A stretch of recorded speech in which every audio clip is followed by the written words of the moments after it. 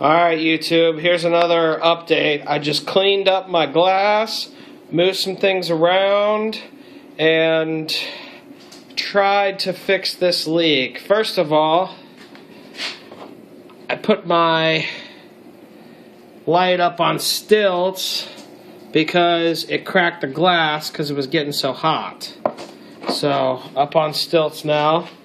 And back there, if you can kind of see right there and there, I had to do the unthinkable. I had to make my overflow box, make the cuts a little deeper, so it would lower the water level just a bit.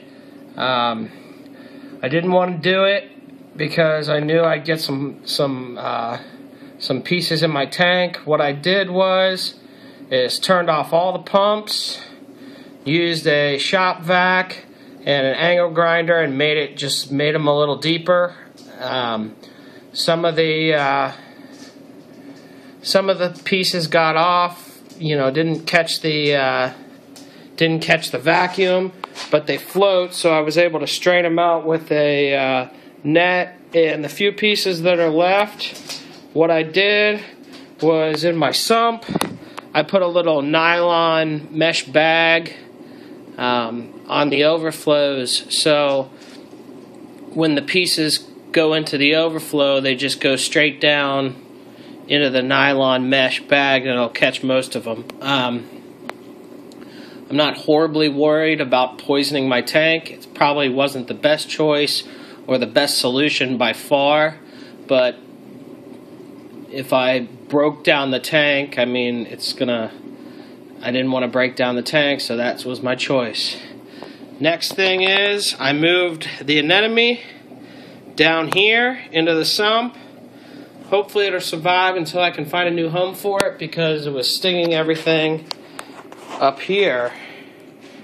I moved that Kenya tree that was over there, opened up the rock work a little bit, and moved it over here where the anemone was, and pulled out all the bubble algae. I used a little piece of airline tubing and a razor blade and cut them off and soaked them up and sucked them up through the little airline tubing, made a full siphon, and did it that way. I also moved this power head, which was facing that way, over here to get a little flow this way. Moved that power head down, sucked up most of the cyano, and I'm going to run Phosban, or Phosguard, which is a, hold on one second, which is a phosphate remover. You run it for 4 days at a time, and hopefully I can suck up all the extra phosphates, and with the improved flow and the new design, I won't have any issue. And finally, where that Monty cap was, where that mushroom was stinging, I cut that out and moved that, and I think that's it. Oh yeah, that SPS piece that was touching the bird's nest, I fragged off 2 pieces of that.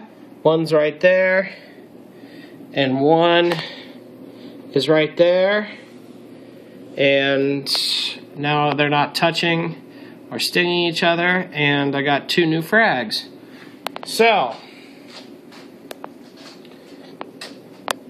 we're in kind of good shape. I didn't clean off this glass over here. I'm not horribly worried about it.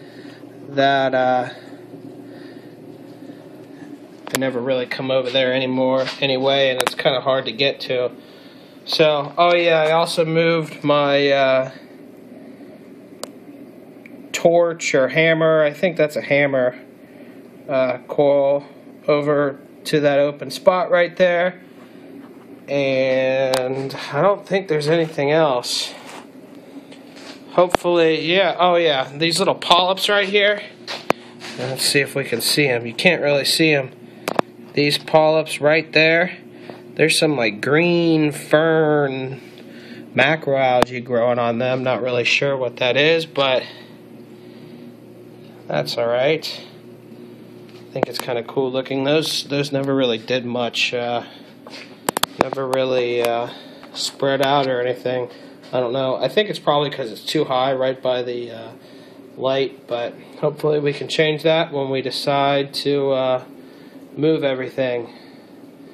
My clownfish surfing on the waves.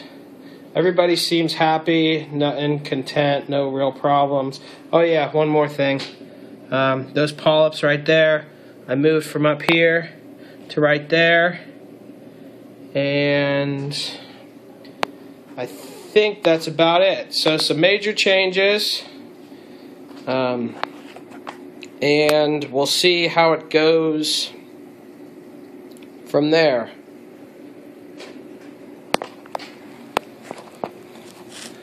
Like I said, the only thing that I'm worried about is those acrylic pieces that got into the tank.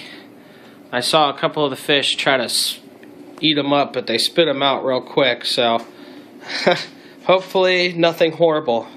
Thanks guys for watching. Rate, comment, subscribe.